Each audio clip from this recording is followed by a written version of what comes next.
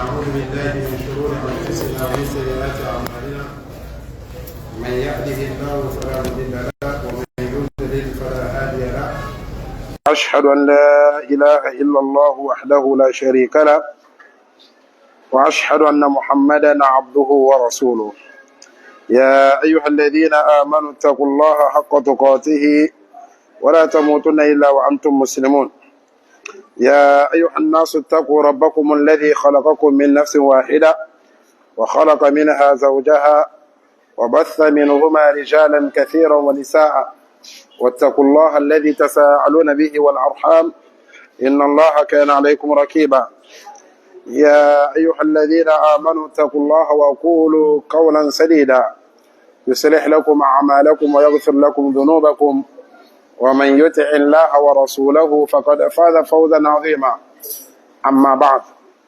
Nous remercions Allah subhanahu wa ta'ala, nous implorons sa paix et son salut sur notre tout prophète sallallahu alayhi wa sallam, sur sa famille et sur ses fidèles compagnons. Amma ba'du, assalamu alaykum wa rahmatullahi wa barakatuh. Nos séances d'entretien dans notre livre qui est Umdatul Ahkam de chaque mercredi soir. Si vous vous rappelez très bien, nous sommes dans un chapitre qui nous parle de la prière de Khusuf et la prière de Kusuf, la prière de l'éclipse soleil et celle de la lune. D'où dans l'introduction, comme l'auteur nous a dit, la lune et le soleil font partie des grands signes de Allah subhanahu wa ta'ala. Comme Allah lui-même le dit, وَمِنْ آيَاتِهِ اللَّيْلُ وَالنَّهَارُ وَالشَّمْسُ وَالْقَمَرُ. Ça fait partie des signes qui prouvent l'existence de Allah subhanahu wa ta'ala, qui prouvent que c'est Allah seul qui est digne d'être adoré. Al-laylu wal-nahar, il y a la nuit et le jour. Wa-shamsu wal-qamar, il y a aussi le soleil et la lune. Donc, ces signes, c'est Allah subhanahu wa ta'ala qui est la base de leur fonctionnement. Et Allah subhanahu wa ta'ala a déterminé des routes, des voies pour ces deux grandes créatures qui sont le soleil et la lune. Donc, leur trajet se diffère de l'un à l'autre. Mais par sa grâce, des fois, Allah subhanahu wa ta'ala, pour faire peur à ses serviteurs, leur rappeler que Allah subhanahu wa ta'ala peut toutefois, à tout moment, les châtier, les punir de leurs péchés, de leurs défauts, de leur désobéissance, par une de ces signes-là. Donc, par la grâce d'Allah subhanahu wa ta'ala et par sa volonté, des fois, une de ces créatures vient coïncider le trajet au même moment sur l'autre, ou bien vient mettre entre la lune, c'est-à-dire la lune peut venir mettre entre le soleil et la terre. Et en ce moment, il y en aura l'éclipse du soleil. Donc, le prophète sallallahu alayhi wa sallam, dans tous ces hadiths dont nous avons récité, le prophète sallallahu alayhi wa sallam nous recommande, si nous voyons ainsi, de se précipiter, de courir vers la prière, vers l'aumône, vers la sadaqa, et de se repentir de nos péchés. Et le prophète sallallahu alayhi wa sallam mentionnait aussi cette idéologie qui est ignorante, que jusqu'à nos jours, d'autres pensent que le changement du fonctionnement de l'une de ces créatures est à la base du décès ou bien la naissance d'une grande personnalité. C'est pour cela que le prophète sallallahu alayhi wa sallam dit, parmi les hadiths que nous avons vus dernièrement, en disant Inna shamsa wal qamara ayatun min ayatillah, ou bien ayatani min ayatillah, la tankhasifani li mawtin ahad wala li hayatihim. Donc, ça ne s'éclipse pas par le décès, à cause du décès de quelqu'un, ni par la naissance de quelqu'un. فَإِذَا رَأَيْتُمْ ذَلِكَ si vous voyez l'éclipse de la lune ou bien l'éclipse du soleil, fad'ullah, invoquez Allah subhanahu wa ta'ala, priez-le, wa kabbiru, faites beaucoup de takbir, wa sallu, et allez-y faire la prière, wa tasaddaqu, et faites aussi l'aumône. Donc, dernièrement, nous avons aussi parlé aussi au cas besoin après la prière. Et cette prière aussi, ça commence dès qu'il y a l'éclipse de la lune ou bien l'éclipse du soleil.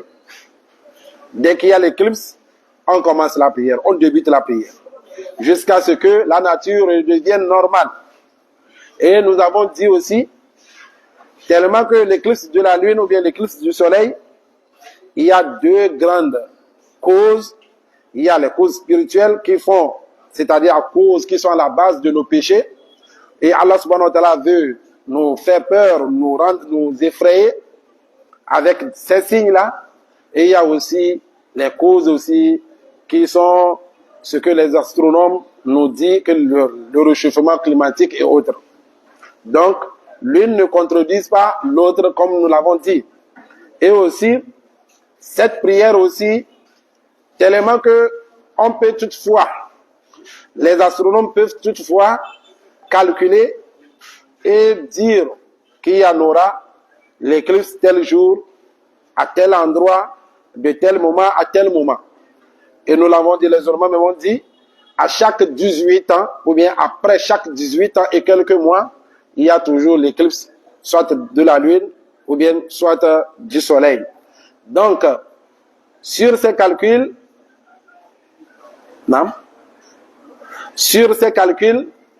on ne va pas se baser pour dire, si on nous dit demain il y en aura l'éclipse, en même temps si l'heure est venue, on va rentrer dans nos mosquées, commencer la prière sans le voir. Non, on doit témoigner, voir avant de commencer cette prière-là. Et après la prière, si besoin, l'imam va prêter serment, rappeler aux fidèles ce dont ils ont besoin. Aussi, il y a ce genre de pensée qui est ignorante. Parmi ces fidèles-là, l'imam va essayer de leur rappeler que ce sont des signes, parmi les signes d'Allah subhanahu wa ta'ala. L'éclipse ne se passe pas à cause du décès ou bien la naissance de qui que ce soit. Donc, notre dernier hadith était hadith rapporté par Aisha radiallahu anha, qui disait qu'il y avait eu l'éclipse du soleil au temps du prophète sallallahu alayhi wa sallam, et le prophète sallallahu alayhi wa sallam s'est levé, il est rentré à la mosquée et il a fait la prière, et on a décrit cette prière-là qui sont 2 rak'at, avec, dans chaque rak'at, il y a 2 rukus et 2 sujoud. Nous avons dit aussi, il y a d'autres hadiths aussi qui ont rapporté 3 rukus et 2 sujoud. D'autres aussi 10, 4, jusqu'à même 5. Donc les ulémas ont dit, n'importe laquelle on a pu appliquer, il n'y a même pas de souci là-dessus. Mais on doit aussi se tenir debout longtemps en récitant le Saint-Coran. D'autres ulémas même ont dit, Surat al-Baqarah, le temps qu'on va prendre pour réciter Surat al-Baqarah dans la première rak'at, le temps qu'on va prendre aussi pour réciter la Surat al-Imran dans la deuxième rak'at. Donc nous étions en train de retenir des leçons de ce hadith. Aujourd'hui nous allons continuer en disant, dans ce hadith, ce qu'il faut encore retenir, 15e leçon à retenir, Isbatu sifatul ghira lillahi ta'ala. Dans ce hadith, il y a la preuve qui nous prouve que parmi les attributs, les qualités de Allah subhanahu wa ta'ala, il y a la jalousie. Parce que dans ce hadith, le prophète sallallahu alayhi wa sallam dit, Ya ummata Muhammad, Wallahi, ma min ahad aghyaru min Allah subhanahu wa ta'ala min an yazni abdahu aw tazni amatahu. Il n'y a pas quelqu'un qui est plus jaloux que Allah subhanahu wa ta'ala, que toi. Par exemple, la manière dont tu vas voir une de tes servantes ou bien un de tes esclaves qui va aller commettre de l'adultère, la manière dont tu serais jaloux, Allah subhanahu wa ta'ala est plus jaloux que toi. Donc ici, il y a l'attribut qui est la jalousie. qui est attribué à Allah subhanahu wa ta'ala dans ce hadith-là. Ithbatan yaliqu bi jalalihi. Donc, nous aussi, on va approuver cet attribut, mais cette jalousie, elle est comment? On ne le sait pas. Comment ça se passe? On ne le sait pas. On ne nous demande même pas non plus de chercher à savoir. Cette jalousie est digne de sa majesté, de sa grandeur. Seulement que toi, le serviteur, le bon croyant, Allah dit, il est jaloux, tu approuves cela, Allah est jaloux. Est-ce que tu vas comparer la jalousie d'Allah subhanahu wa ta'ala et celle des êtres humains, des créatures? Non. Tu n'as pas à comparer. Tu n'as pas non plus aussi à interpréter ça autrement. Que non, ce n'est pas de la jalousie, c'est elle, non. Bila ta'atwilin, sans refuser, sans renier cet attribut-là. L'attribut de jalousie, tu ne vas pas nier cela. Wala ta'wilin, ni non plus, tu ne vas pas donner une mauvaise interprétation, une interprétation autre que ce que le prophète sallallahu alayhi wa sallam a dit, ou bien ce que Allah subhanahu wa ta'ala a dit de lui-même. Wala tashbihin, ni non plus comparer aussi l'attribut, un des attributs d'Allah subhanahu wa ta'ala à celle de ses créatures. C'est pour cela les ulémas disent Al-Mushabbih ya'budu sonaman. Celui-là qui essaie de comparer les attributs d'Allah subhanahu wa ta'ala à celles des créatures, qu'il sache que celui qu'il vénère, celui qu'il adore, c'est une idole. C'est pas Dieu. En comparant les attributs d'Allah subhanahu wa ta'ala à celles de ses créatures, donc, si tu es en train de décrire ton Seigneur de cette manière, tu es en train d'adorer un sonam, une idole. Wal mu'attil ya'budu adaman. Ainsi, celui-là aussi qui refuse que Allah subhanahu wa ta'ala n'a pas des attributs, celui-là aussi, il adore quelque chose qui n'existe pas. Donc, dans ce cas, ça rentre automatiquement dans ce qu'on appelle al-aqida, la doctrine, la croyance du musulman. قال صنعاني رحمه الله تعالى إمام صنعاني يدي إذا وردت صفة من صفات الله تعالى موحمة بمشابهة المخلوقين كورود اللفظ اليد والعين ونحوهما. Imam Sona'ani nous dit, si dans un verset ou bien dans un hadith, si c'est mentionné un attribut parmi les attributs d'Allah subhanahu wa ta'ala, donnant illusion d'une ressemblance à celle des créatures, comme par exemple la main, les yeux et autres, parce que dans les hadiths ou bien dans les versets coraniques, Allah a prouvé qu'il a les yeux, qu'il a aussi les mains, qu'il a un pied. Donc tous ces attributs-là, donc ça donne l'illusion d'une ressemblance à celle des créatures. Donc ici, tu n'as même pas à comparer le pied d'Allah subhanahu wa ta'ala, les yeux d'Allah subhanahu wa ta'ala à celle des créatures, à celle de l'être humain, sans comparer. Ni donner une autre interprétation quand Allah dit la main, yadullahi fawqa aydihim, faut pas dire la force d'Allah subhanahu wa ta'ala, non. Tu as donné une mauvaise interprétation. Est-ce que c'est toi qui connais plus qu'Allah subhanahu wa ta'ala? Si Allah voulait utiliser la force, il allait dire la force. Allah dit yadullahi, sa main, la main d'Allah subhanahu wa ta'ala, fawqa aydihim, est au-dessus de leurs mains.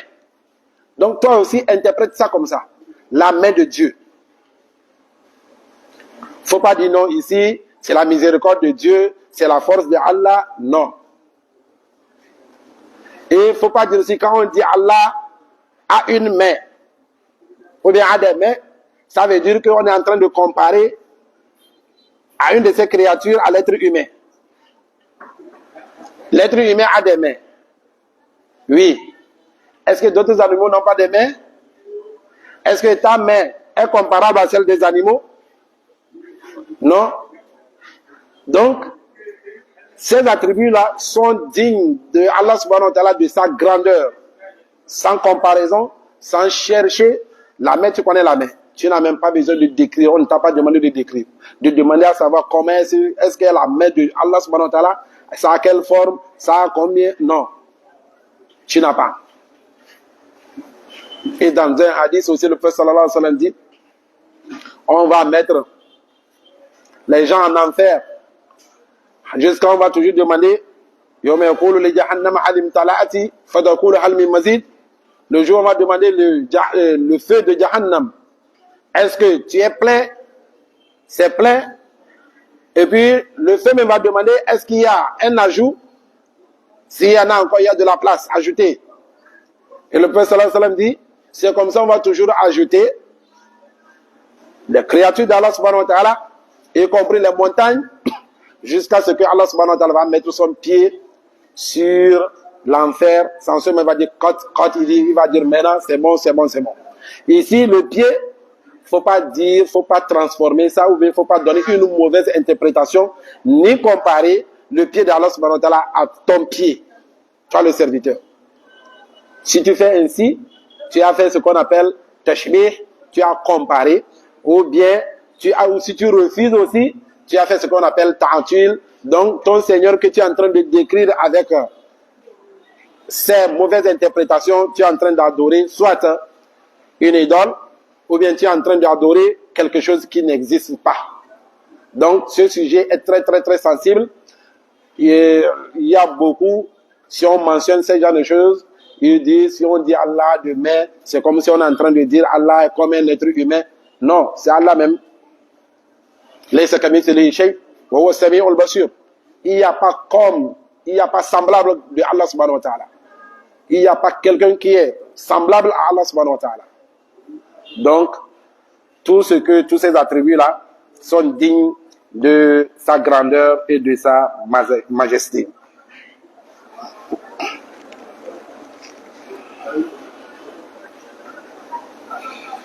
Donc, c'est ce que Imam Son'ani a dit, c'est ce que j'ai interprété ça en bref.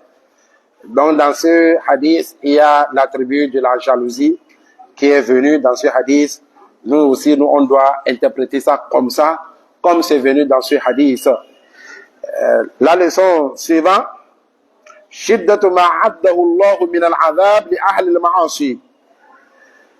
La grandeur du châtiment que Allah subhanahu wa ta'ala a réservé à ceux-là qui commettent des péchés. Parce que dans le hadith, le prophète sallallahu alayhi wa sallam dit, si vous savez ce que je sais, vous allez beaucoup pleurer et rire peu. Donc, ça prouve que le châtiment qu'Allah subhanahu wa ta'ala prépare à ceux-là qui sont des pécheurs et qui désobéissent à ses recommandations et à celles de son messager est très grande. Et nous les gens, nous les hommes, on ne sait pas. On ne sait pas la grandeur de ces châtiments-là.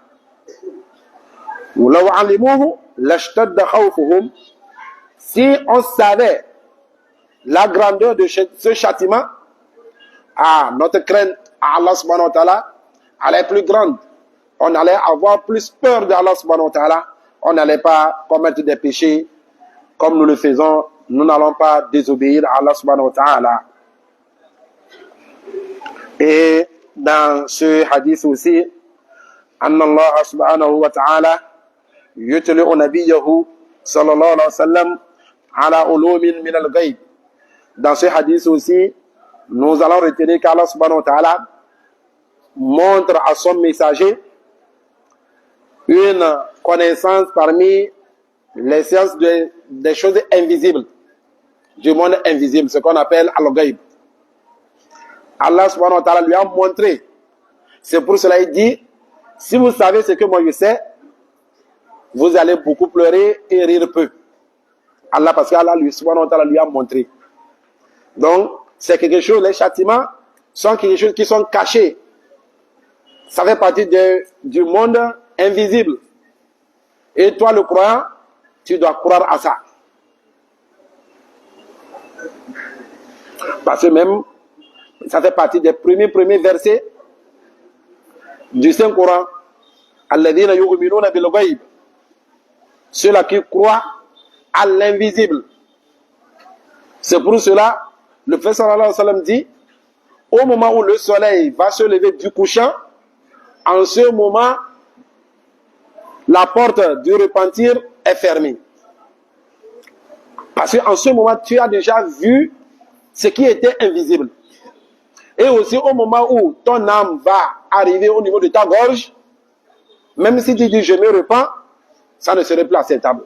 Parce qu'en ce moment, on t'a déjà enlevé cette fermeture qui t'empêchait de voir des choses qui sont invisibles. On t'a déjà enlevé ces fermetures-là. Tu as déjà vu les anges. Ils sont devant toi. Donc tu as déjà vu l'invisible. Donc même si tu dis tu crois, à quoi ça sert cette croyance? Ça ne va plus en servir. Donc en ce moment, même si tu te repens, ça ne serait pas accepté. Donc Allah même le dit dans le Saint-Coran, Alimul ghaibi fala yudhiru ala ghaibihi ahada. C'est lui le détenteur de la science, de la connaissance de l'invisible. Il ne montre pas cela à personne. Illa man irtada min rasul. Sauf celui-là qu'il agrée parmi les messagers qu'il montre. Donc le prophète sallallahu alayhi wa sallam, souvent Allah subhanahu wa ta'ala lui montre l'invisible de tout ce qui va se passer le jour de la résurrection et parmi les choses qui vont se passer à la fin des temps.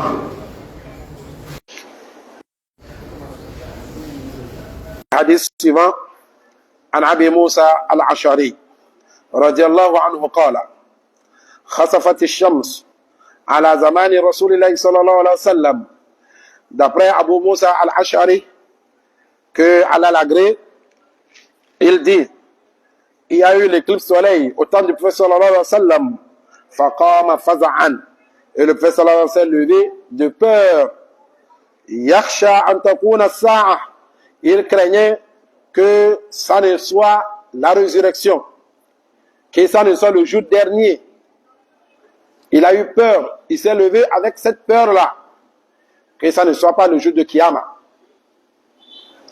Hatta atal masjida. Jusqu'à ce qu'il est rentré à la mosquée. Faqama. Et il s'est tenu debout. Fasalla. Et il a prié. Fa'atwa lil qiyam. Et il a été très long dans sa lecture du Saint-Coran en étant debout. Wa ruku'un wa sujudin. Et il s'est incliné et il s'est prosterné. Ma ra'aytuhu yaf'aluhu fi salatin qat. Cette inclination et cette prosternation, la manière dont il l'a fait, il a été très longtemps dans l'inclination et dans la prosternation. Abu Musa al-Ash'ari dit, je ne l'ai jamais vu faire ainsi dans une de ses prières, si ce n'est que le jour-là. C'est le jour-là, j'ai vu, il a fait cette prière-là, qu'il n'a jamais fait, que je n'ai jamais témoigné, qu'il a fait une telle prière dans une de ses prières. Et après cela, après la prière, il a dit, Inna hadhihi al-ayat allati yursiluha Allah ta'ala la takunu li mawti ahadin wala li hayatihi. Le prophète sallallahu alayhi wa sallam dit, vous voyez tous ces signes-là que Allah subhanahu wa ta'ala nous envoie, tous ces signes ne se passent pas à cause du décès de personne ni de la naissance de personne. Walakinna Allah, mais plutôt Allah le Très-Haut, yursiluha yukhawwifu biha ibadah.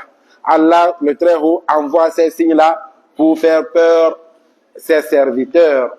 Fa idha ra'aytum minha shay'a, si vous voyez quelque chose de ces signes-là, fafza'u ila dhikrillah, courez et allez invoquer Allah subhanahu wa ta'ala, wa du'a'ihi, et implorez Allah subhanahu wa ta'ala, faites beaucoup de dua, wa istighfaruhu, et ainsi aussi faites beaucoup de istighfar, demandez beaucoup pardon à vos péchés.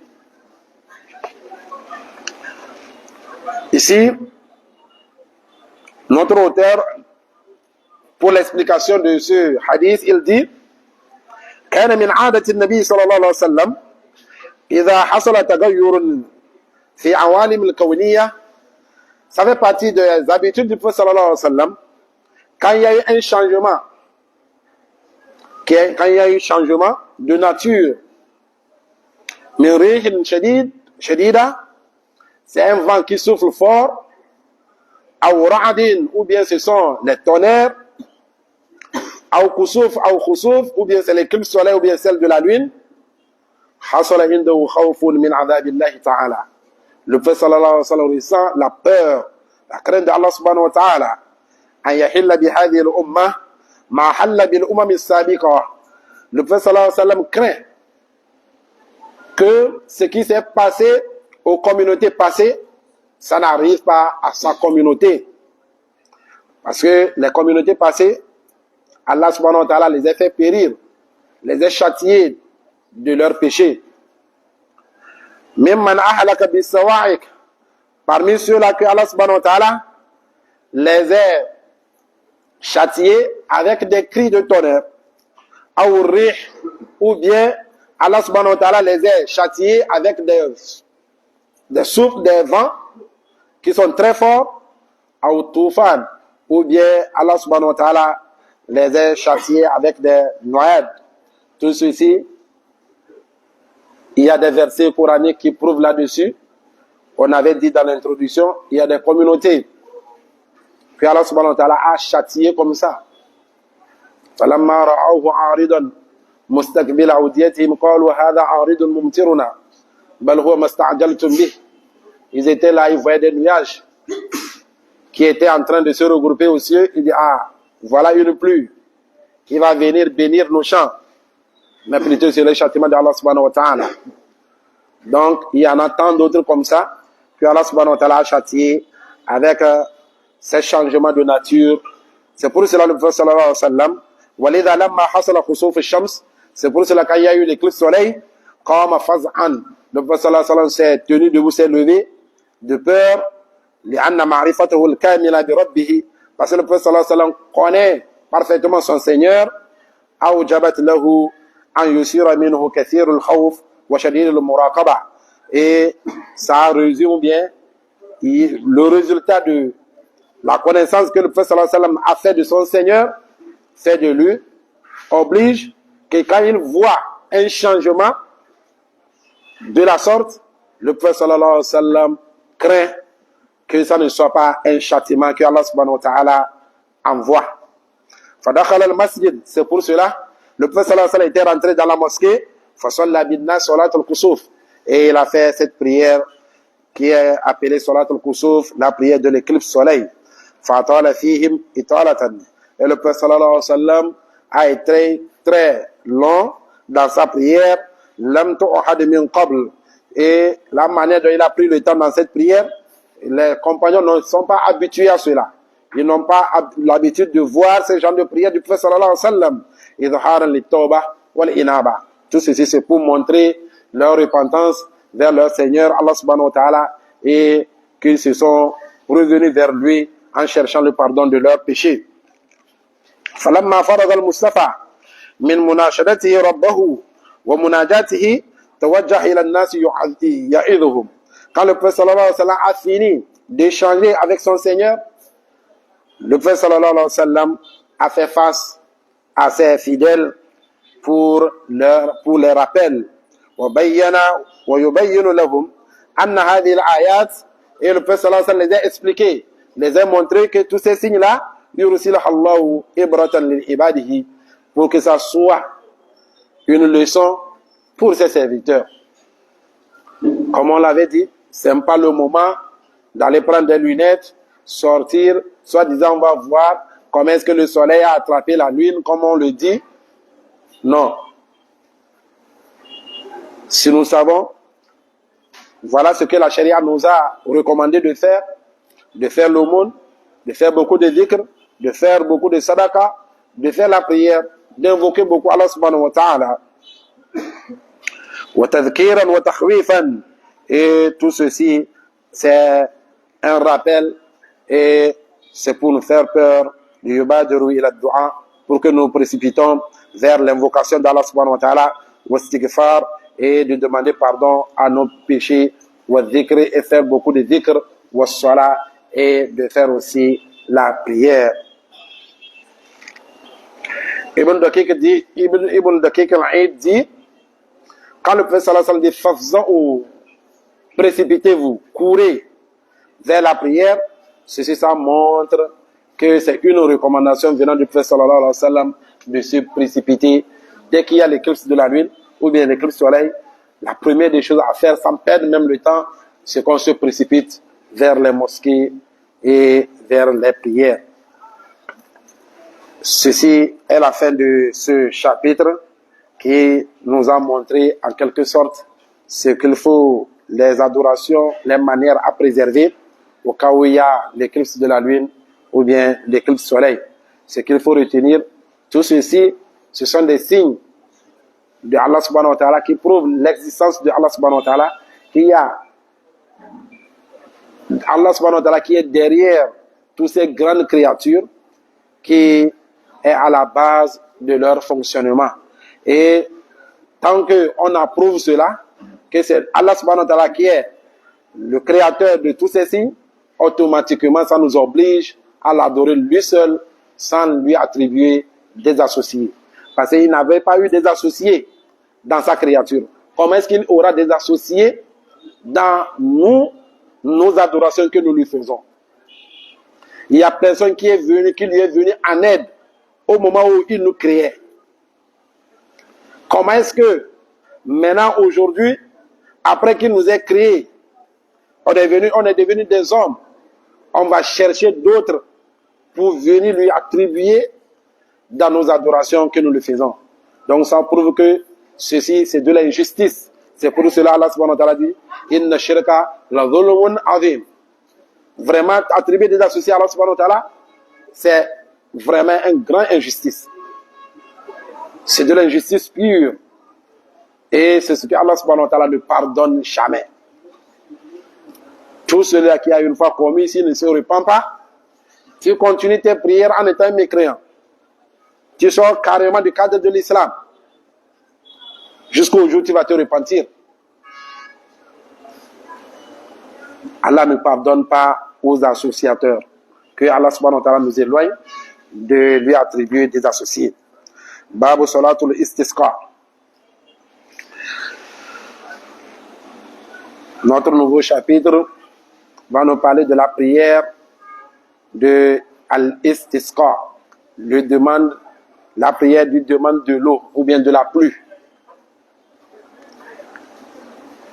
Quand il y a eu de la sécheresse, manque de pluie, la sunna nous a légiféré ou bien nous a montré une voie à suivre pour demander à notre Seigneur Allah subhanahu wa ta'ala de nous faire descendre la pluie. Donc c'est ce qu'on appelle salatul istisqa. Et il y a ce mot-là aussi dans le Saint-Coran. Wa idh istasqa Musa li qawmihi. Quand Moïse est parti demander à Allah le Très-Haut de l'eau pour sa communauté. Ils avaient soif, ils avaient besoin de l'eau. Moïse est allé implorer son Seigneur pour que Allah subhanahu wa ta'ala leur donne de l'eau à boire. Donc, si on dit al-istisqa, c'est le fait de demander que Allah nous donne de l'eau. Et dans la charia, c'est pas à chaque fois qu'on demande de l'eau qu'on fait ce genre de prière-là. On le fait si on est dans le besoin. Si on est dans le besoin, on demande. Quand il n'y a pas la pluie, quand on est dans le sécheresse, nos animaux même ne trouvent même pas d'herbe à manger. Nos champs aussi ont soif d'eau. C'est en ce moment qu'on va faire ces prières, comme nous allons voir dans les hadiths que notre auteur va nous apporter. Al-Hadith al-Sabi' wal-Arba'un ba'da al-Mi'a. C'est notre 147e hadith de ce livre qui a été rapporté par Abdullah ibn Zayd ibn Asim al-Mazini. Il nous dit: خرج النبي صلى الله عليه وسلم يستسقي فتوجه إلى القبلة يدعو. Le prophète sallallahu alayhi wa sallam est sorti pour demander à Allah subhanahu wa ta'ala la pluie, pour demander à Allah subhanahu wa ta'ala l'eau. Fatawajjaha ila al-qibla. Et le prophète sallallahu alayhi wa sallam a fait face à la qibla, à la direction, là où on se dirige dans nos prières. Il s'est dirigé, il a fait face à cette direction. Yadou, il est en train d'implorer, il est en train de faire des doigts. Wa hawwala rida'ahu, et il a tourné son habit. La manière dont tu es habillé actuellement, le prophète sallallahu alayhi wa sallam a tourné ça, c'est-à-dire dedans est devenu dehors, dehors est revenu dedans.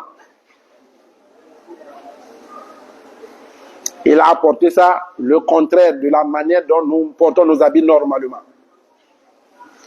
فَحَوَّلَ رِدَاءَهُ ثُمَّ صَلَّى رَكْعَتَيْنِ. Et il a fait 2 rak'at. جَهَرَ فِيهِمَا بِالْقِرَاءَةِ. Dans ces 2 rak'at, il a haussé la voix dans la récitation. Il a haussé la voix. Il ne l'a pas fait en silence, mais plutôt il a haussé jusqu'à ce que la question derrière lui savait ce qu'il récitait du Saint-Coran. Dans une autre version de ce hadith, il dit Atal Musalla. Le prophète sallallahu alayhi wa sallam, quand il est sorti, il est venu au lieu des prières de Eid, là où il se regroupe dans les fêtes pour faire les prières de Eid. C'est là-bas le prophète sallallahu alayhi wa sallam est venu et il s'est dirigé vers la Qibla, vers la direction, et il a invoqué, il a fait 2 rak'at, d'où il a haussé la voix dans la lecture.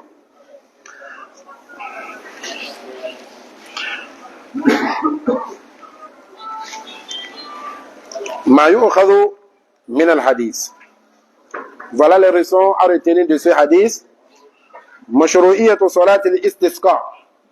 De ce hadith, nous retenons que la charia nous a légiféré la prière de demande de la pluie.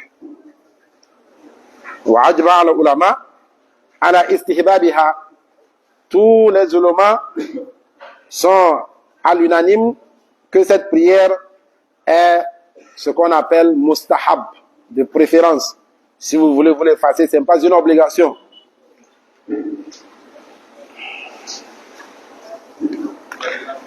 La deuxième leçon à retenir, annahu yushra' laha khutbah. Cette prière, la charia a recommandé de faire le sermon après la prière. Tashtamilu ala ma yunasab al-hal. Et ce sermon va être en concordance au comportement de ces fidèles-là qui sont venus faire la prière. L'imam va évoquer les défauts de sa communauté, de son environnement. Quels sont leurs défauts? Parce que aussi, c'est les péchés qui font retenir l'eau. Que Allah subhanahu wa ta'ala ne fait pas descendre la pluie, les péchés aussi sont à la base. Donc l'imam, quand il va faire son sermon, il va voir quels sont les péchés que l'environnement commet le plus.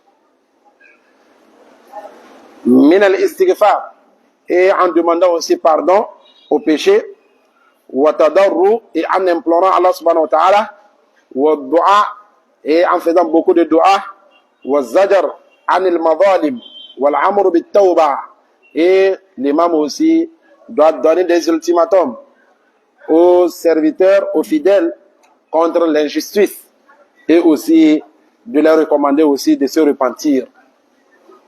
L'imam va nous recommander de se repentir, tout un chacun de nous, que chacun aille se repentir de ses péchés. ثالثا أن تكون الخطبة قبل الصلاة. C'est de préférence aussi que le sermon soit avant la prière. L'imam va prêter sermon avant la prière. Comme ça se fait dans les prières de Jumma.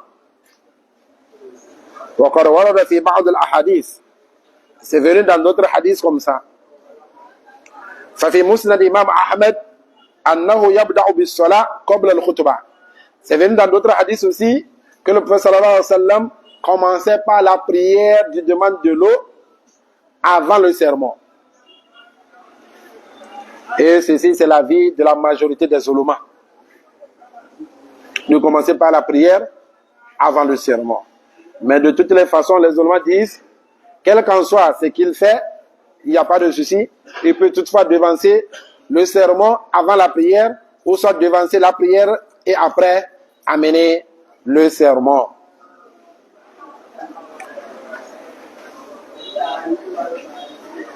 وعن الإمام أحمد في ذلك 3 روايات. D'après Imam Ahmed a 3 versions sur cet avis. Premier, Taqdim al-Salah. D'après Imam Ahmed, lui voit que de commencer par la prière, et des fois aussi dit Aksuha, des fois aussi dit de commencer aussi par le sermon d'abord, et après aussi Wajawaz al-Amrayni, et après il a dit n'importe lequel on devance, si c'est la prière, il n'y a pas de souci, si c'est le sermon aussi, il n'y a pas de souci.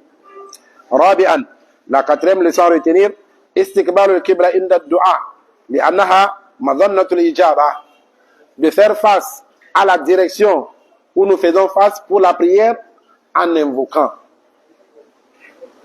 Quand tu veux invoquer, fais face à la Qibla. Tourne-toi et fais face à la Qibla, li'annaha madhannatul ijaba, parce qu'on a cette croyance que, Inch'Allah, que cette invocation, si tu fais face à la Qibla, ça serait accepté. Parce que les oulémas, en listant les comportements à préserver pour que tes invocations soient acceptées, il y a le fait aussi de faire face à la Qibla. Khamisan, mashru'iyyatu tahwil al-rida athna' ad-du'a. C'est la charia aussi nous a légiféré aussi de tourner, de renverser notre habit, de renverser l'habit et porter quand on veut invoquer tafa'ulan. Tout ceci en étant optimiste bitahwili halahum min al-qahti wal-jadab ila al-rakha wal-khisab. Tout ceci en étant optimiste que la manière dont tu as renversé, nous avons renversé nos habits, c'est ainsi que Allah subhanahu wa ta'ala va aussi renverser aussi notre situation dans laquelle nous nous retrouvons, compte tenu de quoi? De la faim, de la sécheresse, du nom de la pluie, avec quoi? Avec la pluie et de bons résultats de nos champs. Donc, ceci en ayant une bonne pensée, que la manière dont vous avez renversé vos habits, c'est comme ça aussi Allah subhanahu wa ta'ala va retourner notre situation dans laquelle nous nous retrouvons à une bonne situation que nous espérons. Sadisan, al-jahru fi salat al-istisqa bil-kira'a, de hausser la voix dans la prière du demande de la pluie, dans la lecture de cette prière, on doit hausser la voix, on doit le faire pour que tout le monde entend. Wa hadha sha'nu kulli salatin takunu jami'a. Et ceci, c'est le cas de toute prière qui est une prière de groupe qui rassemble. Kal Juma, comme la prière de Juma, comme la prière des 2 fêtes, comme la prière de Kusuf, les prières de l'éclipse soleil et celle de la lune dont nous venons de finir. Toutes ces prières-là, on doit hausser la voix dans la lecture. Sabi'an an takuna salatu hasil sahara, que cette prière se passe dans des lieux vastes, les lieux où nous prions les prières de Eid, pour que ces lieux puissent concevoir les gens, les fidèles qui vont venir faire ces prières-là. Et tout ceci aussi pour montrer leur faiblesse devant Allah subhanahu wa ta'ala, montrer qu'ils ont besoin de leur Seigneur, qu'ils sont des êtres qui n'ont aucune force, qui n'ont aucune manière à faire, si ce n'est que Allah subhanahu wa ta'ala. Donc voilà ce que nous pouvons dire pour aujourd'hui. Prochainement, il nous reste un hadith de ce chapitre qui est la prière de demande de la pluie. Que Allah subhanahu wa ta'ala nous assiste, nous augmente la compréhension de la religion, que Allah subhanahu wa ta'ala nous facilite la pratique. سبحانك اللهم وبحمدك أشهد أن لا إله إلا أنت أستغفرك وأتوب إليك. السلام عليكم ورحمة الله وبركاته.